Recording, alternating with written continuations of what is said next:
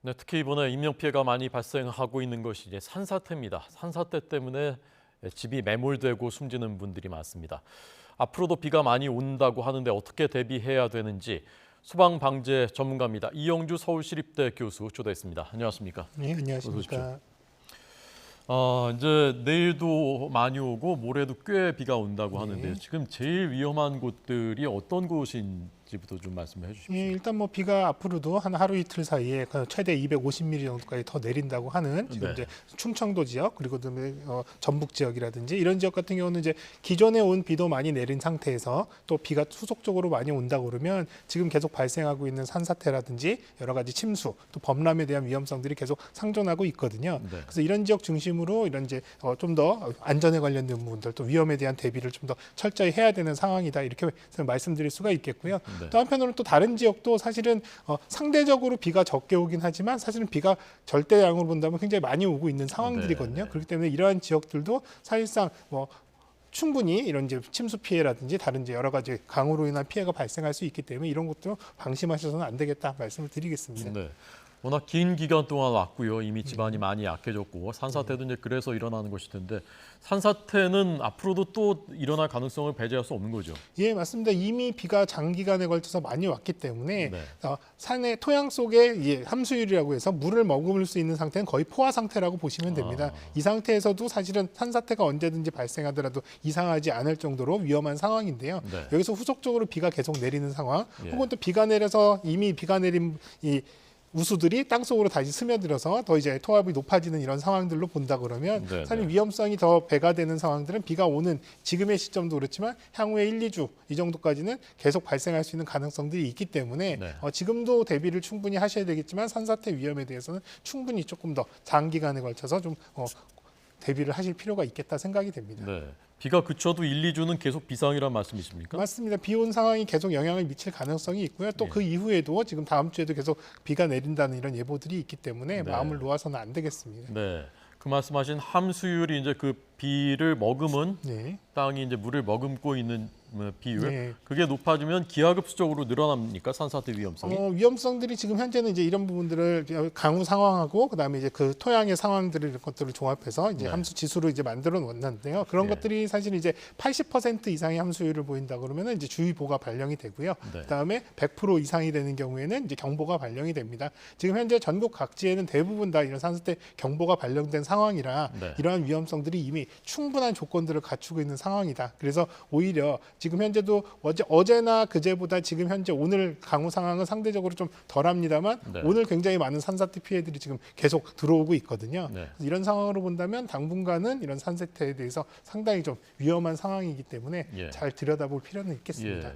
지금 저 지도를 보면 그 심각 짙은색 그 붉은색이 짙은 예. 곳이 심각인데 예. 비가 많이 쏟아진 곳은 지금 국토의 서쪽 호남, 충청, 뭐 충남 이쪽이었는데 저 지역은 충북하고 이제 강원도 오히려 동쪽에 걸쳐 있거든요. 이거 왜 그런 맞습니다. 겁니까? 저거는 단순히 이제 강우 상황뿐만 아니라 네. 토양의 상황들, 토질이나 이런 것들에 대한 부분들 종합적으로 판단해서 네. 이런 공국률이라든지 여러 가지 것들을 고려해서 이제 그 지수들을 선정을 하기 때문에 단순히 강우량이 많다고 해서 물론 강우량에 대한 부분들의 위험성이 이제 영향을 미치는 것이 상당히 크긴 합니다만 네, 그 네. 지역의 이제 토질이라든지 이런 것들까지 감안을 한다 그러면 오히려 지금 현재 강원도 지역이라든지 저 중부지방, 경북지방 쪽에 이 산사태에 대한 위험성이 상대적으로 더 높은 것으로 이렇게 이제 나타나고 있습니다. 네. 지금 저 경보가 저 충북하고 강원도 일부하고 경북의 이제 북부까지 네. 그 짙은색 산사태 경보. 저 지역은 그러니까 지금 비가 막 쏟아지지 않고 있다 하더라도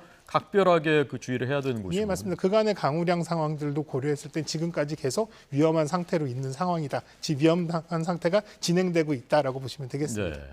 그 이제 대비하라고 하는데 산사태 전조 현상이 이제 이런 것들이 있다고 하는데 이게 뭐 발견 즉시 발견이 잘 되지가 않을 것 같고 임박했다는 것도 사실 이제 일반인 입장에서는 알 수가 없는 거고 어떻게 대비를 해야 되고 어떻게 사실 뭐 가장 좋은 거는 사실 이렇게 이제 이전에 산사태, 산이 가까이 있거나 혹은 또 이제 이렇게 산사태가 난 인근 지역에 있다 그러면 네.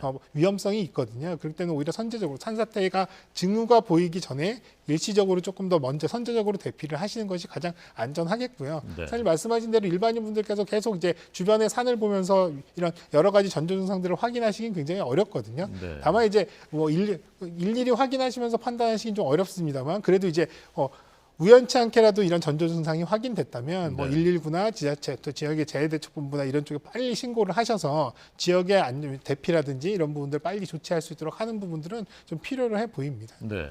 지금 산사태가 일어나면서 주택이 완전히 그 파묻혀 있는 모습이고요. 이 전의 모습이 그 납골당 경북 지역의 납골당 거기서 이제 인명 피해가 발생했던 그 안타까운 사고의 현장이고 아까 산사태가 막 휩쓸려 내려오는 그 모습도 봤거든요. 그런 산사태 아까 이 화면 한번 보여드릴까요? 이 화면이요. 네.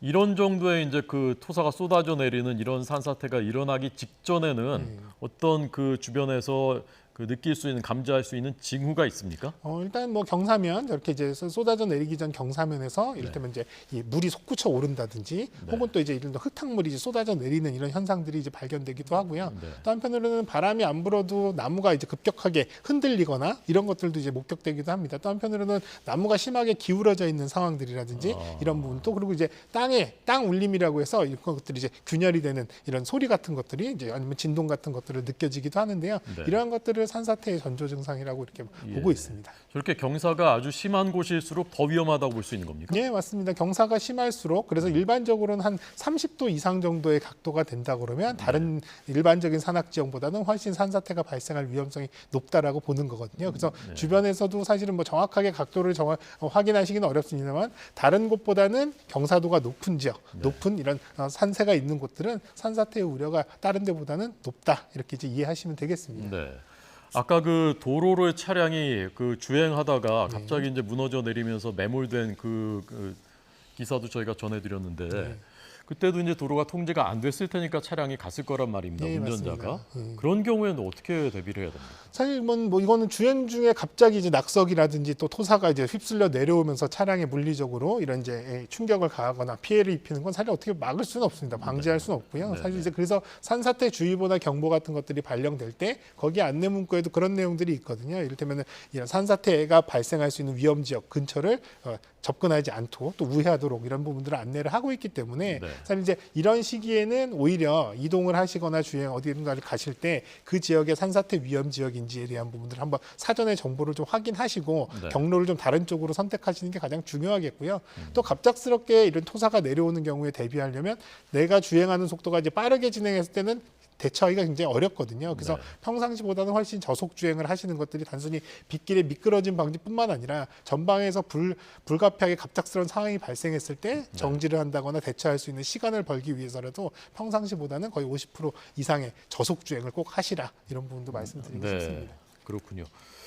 교수님 아까 이제 괴산댐이 그 원류 네. 넘쳐흐른 그 수십 년 만에 일어난 일이라고요. 맞습니다. 지금 제방도 이제 여러 곳에 붕괴가 됐다고 하고 앞으로도 이제 비가 계속 이제 며칠 더 온다는데 이런 그 댐이라든가 제방이라든가 이런 것들은 어떻게 대비해야 됩니까?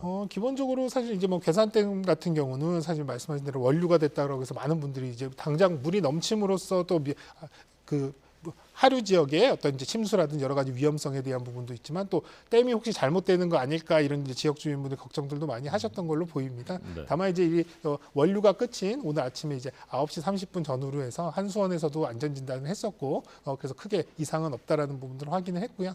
또 이제 사력댐이 아닌 콘크리트 댐이기 때문에 원류가 된다 하더라도 뭐 일단 붕괴의 위험성이나 이런 부분들은 그렇게 이제 원류가 됐다는 것만으로 붕괴로 이어지진 않는다라는 것들을 좀 이해하시면 좋을 것 같습니다. 콘크리트 댐이기 때문에. 예, 그런 부분들은 조금 더 안정성이 있고요. 그럼 사력댐이라는 것은 좀 붕괴 위험도 있습니까? 예, 거기는 이제 원류가 됐을 때 쌓아서 만든 댐이기 때문에 원류가 됐을 때 오히려 붕괴 위험이나 이런 것들은 상당히 이제 있는 것으로 그렇게 이제 알려지고 있거든요. 우리나라에 사력댐이 많나요? 예, 사력댐은 뭐 이를테면 뭐 대표적으로 이제 안동댐이라든지 몇 군데 이제 소양강댐이라든지 몇 개의 댐들이 있는데요. 이런 댐들은 오히려 그래서 이제 원류가 되지 않게끔 수위를 잘 관리하는 또 이런 부분들이 굉장히 중요한 그런 부분들입니다. 네. 그러니까 앞으로도 이런 그 집중호우가 계속 뭐 내년 이후에도 올 가능성이 있다면은 구조적인 면에서 아예 좀 새로운 그 원점에서 점검을 해야 되는 것들이 많은 거 아닙니까? 일단은 하천의 정비 계획이라든지 관리 계획 뭐 이런 것들을 통해서 사실은 우리가 이제 홍수 빈도에 대한 부분들을 정해서 그 빈도 내에서 가장 강한 강도에 대한 부분들을 대비하거나 이런 성능들을 갖추도록 하고 있는데요. 네. 대부분 이제 지방 하천이라든지 또 이를테면 농경지에 경유되는 이런 하천들 이런 데들 같은 경우는 한 50년에서 80년 주기의 어떤 홍수 빈도를 이제 적용들을 하고 있는데요. 네, 그럼에도 불구하고 사실 최근 들어서 갑작스럽게 이렇게 비가 집중적으로 오는 경우에는 네. 그런 빈도를 초과하는 그런 이제 현상들이 많이 발생을 하기 때문에 네. 상당히 이번에도 여러 곳곳에서 위험한 상황들이 연출이 됐었거든요. 네. 그래서 이런 부분들은 사실은 뭐 기준 자체를 전체적으로 상향한다 이렇게 상당히 좀 어려운 부분들이 있습니다. 굉장히 이제 큰 사업들이기 때문에 이런 것들을 정비하는 것들이 네, 그리고 필요하면 해야죠. 예, 그래서 이제 이런 부분들을 조금 더 장기적으로 검토해야 될 필요가 있겠고요. 오히려 지금 현재는 이 홍수나 이런 비가 집중되는 시기 이전에 이를테면 수원의 관리, 이를테면 댐에서 얼마만큼 물을 담수를 할 수 있느냐, 또 지금 현재는 홍수기에 대한 최저 수위에 대한 부분들도 사실은 이제 이를테면 가뭄에 대비하거나 농수를 이용하기 위한 이런 목적으로 최소 수위를 이제 더 낮추지는 못하고 있는 상황인데요. 네. 오히려 이제 비가 많이 올 때는 오히려 댐에 이제 이 담수량을 조금 더 많이 비워놓고 좀 담아놓을 수 있게끔 하는 부분들, 조금 더 탄력적인 운영 이런 것들도 한번 고려해볼 필요는 있겠다 생각이 듭니다. 네, 알겠습니다.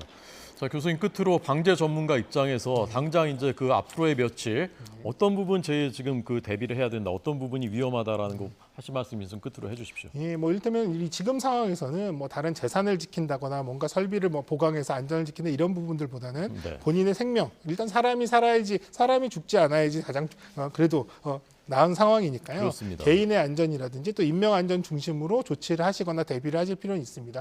그래서 비가 앞으로도 계속 올 것이고 또 7월, 8월 초까지는 계속 우기에 들어가기 때문에 항상 이 시기까지는 안전한 행동 요령 또 그리고 주변 지역에 대한 위험 정보를 스스로 좀 더 잘 파악하셔서 네. 또 뭐 대피 명령 이런 것들이 있다 이랬을 때 또 즉각적으로 이런 것들을 잘 따라주시는 것들 이런 것들이 좀 중요하겠고요. 위험 상황이 확인되지 않더라도 위험 지역이라면 선제적으로 뭔가 좀 안전한 조치를 하시라라는 말씀 좀 드리고 싶습니다. 네, 알겠습니다. 자, 이영주 서울시립대 교수에게 들었습니다. 고맙습니다.